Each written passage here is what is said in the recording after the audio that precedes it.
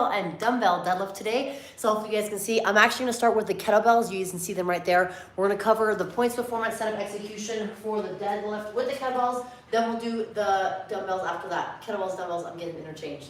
So the kettlebell deadlift looks like so. I'm gonna have my feet more narrow than a traditional deadlift. Usually with a barbell deadlift, feet are between your hips and shoulders, or between those 2 points. Today we're gonna be focusing on keeping those feet directly under those hip sockets.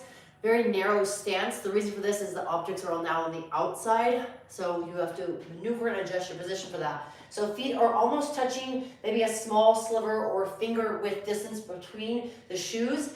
If I'm facing you guys, I want to make sure that I have enough points or enough pressure so that I'm pushing through my midfoot, and I want to try to keep my knees parallel to one another. So if I face the camera, you guys can see here, as I go to lower down, I want to make sure that as I lift away from the floor, my knees or legs stay parallel versus knees falling in or even going out. It's going to be very difficult if your knees do fall in. You want to think of trying to keep some space between the knees there. So as I go to set up in this position, I'm going to have to lower my legs slightly. The benefit of the kettlebell or the dumbbell is that you do not have to navigate around the knees. So if you have limited mobility or hard time getting down to the bottom position, then you can always do deadlifts with kettlebells or dumbbells. I'm going to lower my hips slightly, but I'm still going to have a nice little triangle, shoulder, hip, and knee. Notice that my knee kind of goes in front of or slides forward of my forearm. As I go to grab the kettlebells, I prefer to grab the angle, the handle here versus directly in the center. This is going to give you a little bit of an angle with the kettlebell.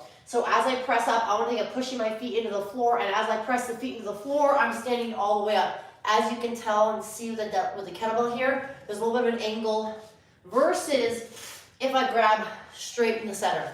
I prefer that. It allows me to have a little bit of angle, better grip around the handle of the kettlebell. That will actually angle back slightly. So if you want to get set up, you actually can take a small step forward and have your ankle joint in line with the center of the kettlebell. That will make it a little bit easier to grab the side of the kettlebell. As I press away, I fully extend my legs, and then as I return down to the floor, I'm going to hinge at my knee and then bend at the knee as well. So knee and hip joint are going to be flexing, essentially closing the ankle joint to grab the load and then stand up. Forgive me for my allergies. They have been killing me. So again, this is the deadlift with the kettlebell. If you guys like coaching or are looking for a coach, you can check out the link below. That will take you to my landing page, and you can check out my app there. I provide coaching for multiple different programs: mobility, strength and tone, workout of the day. I have a pull-up program as well as a home fit program coming out next week, which is all body weight. So whether you're looking to strengthen your body, lose fat, build muscle, increase your cardiovascular endurance, you can get all that there in my app. Now, that was the kettlebell deadlift. I will say something, if you do not have kettlebells, but you have a trap bar, that will be a similar positioning because the trap bar typically are having the handles on the side, so that would mimic a kettlebell style where you have the kettlebells on the outside of your body. So if you don't have kettlebells, you can use a trap bar for deadlifts as an option as well. Now, next, dumbbell deadlifts. I love dumbbell deadlifts. This is one of my favorite movements. I love deadlifts, period. But with the dumbbells, again, you do not have to navigate around the knees like you do with the barbell. The kettlebell also has that feature as well. So feet will be between my hip joints. Again, very narrow stance. The dumbbells will start on the floor like so. I will grab the back side of the dumbbell here. This will allow for two things. One, as I go to hit the next repetition, I am only looking for one head of the dumbbell to touch the floor. That makes it a little bit easier. It also allows me to stack the backside of the dumbbell against my wrist and palm, gives a little bit of support. So the dumbbell deadlift looks like so. Notice that I have to get a little bit lower to the ground. I'm gonna have to hinge more at my knee and hip to get that dumbbell to the floor. So if you are limited mobility, kettlebell might be a better option. You also can go as low as you can, maintain that flat spine. So as I go to stand up, this low position, I might have a little bit of rounding or flexion here, but as I stand away from the floor, I'll get my hips to open, then my knees. As I return, butt goes back. I delay the knee bend just slightly, but I can actually bend at the same time if you want. Bending at the knee and hip at the same time will allow you to get the dumbbell head close to the balls of the feet on the outside.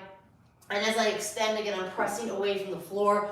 Notice that I'm maintaining that flat spine throughout the entire movement. Now, With the dumbbell, kettlebell, or even trap bar, you're changing the position a little bit, like you don't have to go around the knees like I mentioned. With the dumbbell and the kettlebell, you really want to try to maintain that flat spine as you go and perform that movement, just like with the barbell deadlift.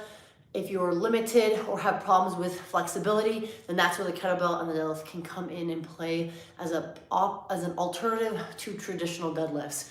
You also can change the load a little bit in terms of positioning with the dumbbells and the kettlebells.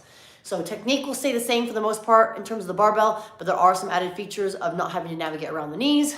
And then also with the kettlebells, those a little bit higher up off the floor, makes it a little bit easier.